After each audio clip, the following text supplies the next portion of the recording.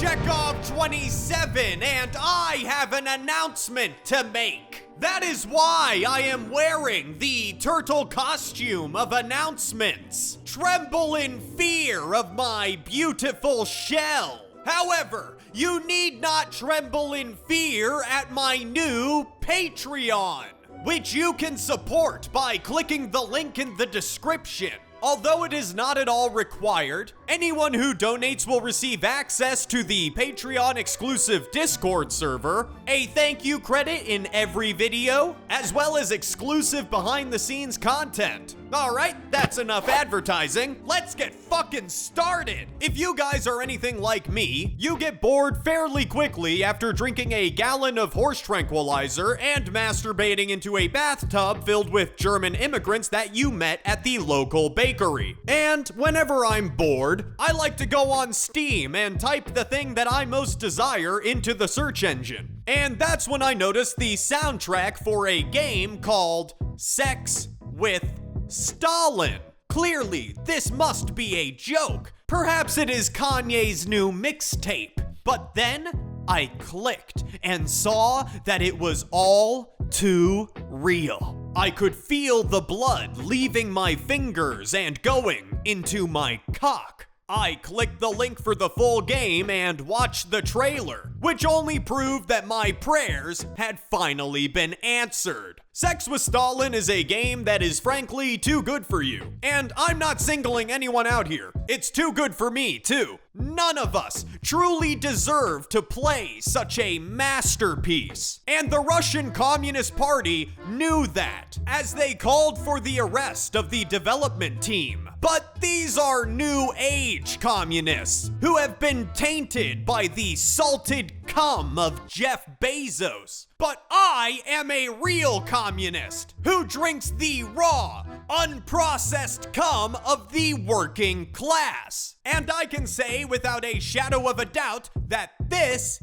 is what Stalin would have wanted. You play as a Russian drug runner from the year 2300, whose next door neighbor is a crazy German scientist who partakes in normal German activities, like beating his hot elderly wife and inventing time travel. You of course know all of this because you have been routinely fucking his hot elderly wife while fantasizing about the virtues of communism. You then break into your neighbor's lab and find his wife with her head blown off, which is a bit of a shame because she gave great head.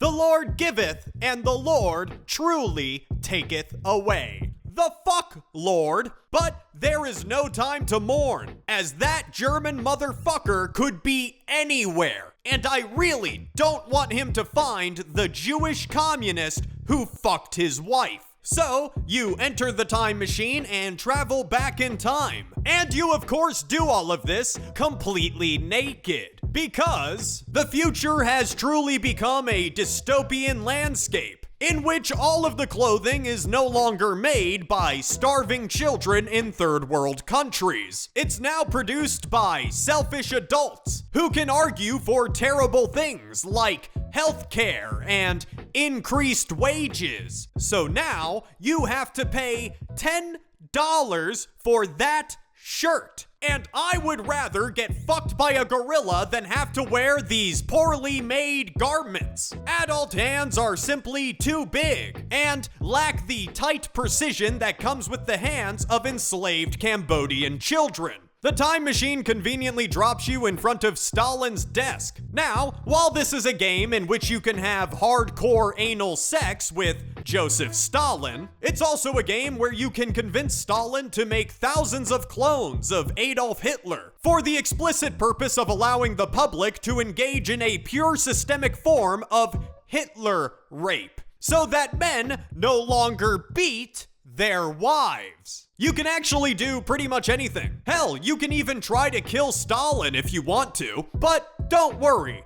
I would never hurt you, my little Staliwali. The game takes the format of a conversation, You basically just talk to Stalin until a text box pops up and you select one of a few different pieces of text that allow you to branch the game into different endings. Some of these endings are mildly funny, some of them are mediocre as hell, and some are everything I've ever wanted. Though I cannot comfortably show you any of this on YouTube, who recently sent me a lovely letter in order to remind me that they maintain the full rights to my anal cavity, and that Susan Wojcicki is planning on filling it if I don't keep my whore mouth shut. However, I can still describe a scenario with vague and censored imagery, and that is exactly what I'm going to do. Let me tell you about how I convinced Stalin to fall in love with me. I took Stalin into a steam room where we could both be naked together, and I beat his bare back with a bundle of leaves. This is, of course, a common Russian activity, because the Russians are the most homo of the heterosexuals. After beating his bare back, Stalin and I went into a public shower, where he asked me to rub his back. Don't worry about the hunched over man in searing agony standing next to us. He's just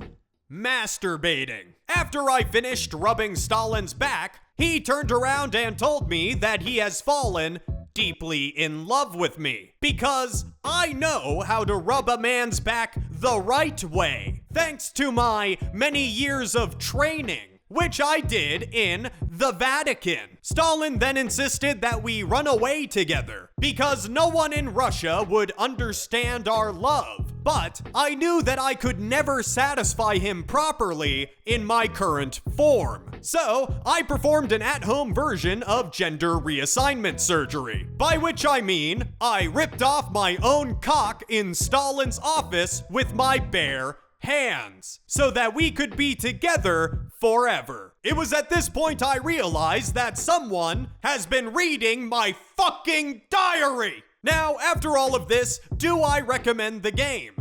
Oh God, no. No. Is it a beautiful communist creation that is everything that Stalin would have wanted? Yes, of course it is. But Stalin was a terrible video game developer. Господин Чехов 27, вы совершили преступление, критикуя нашего лидера. Что вы можете сказать в свое оправдание? Oh my God, they heard me. I gotta wrap this up quick. The voice acting is horrendous. Stalin sounds like they found the most tired man at the soup kitchen, gave him some heroin, then threw him into a sound booth where they recorded all of his dialogue on a Campbell's soup can. You wanna be shot in the head or in the heart? I can also shoot your nutsack off first if you wish. I will make you scream like a little girl.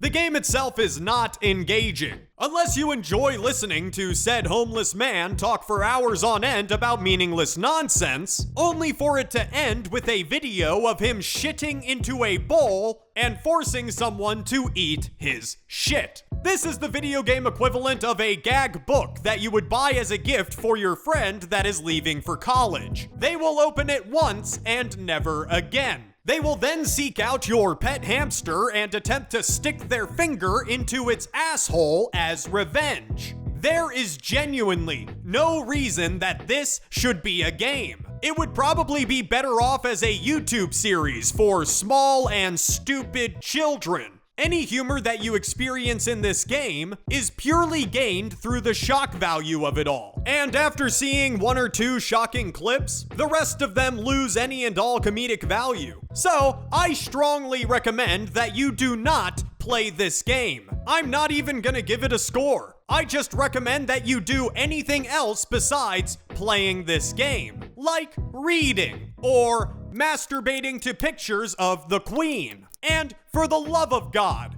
do not buy this game as a gift for any of your friends, unless you want your hamster to get fingered. A thick and veiny thank you to my patron. He is the first of hopefully many to join my communist work camp.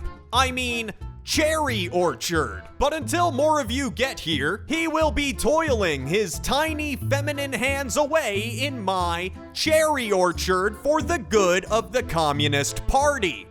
I mean, the channel.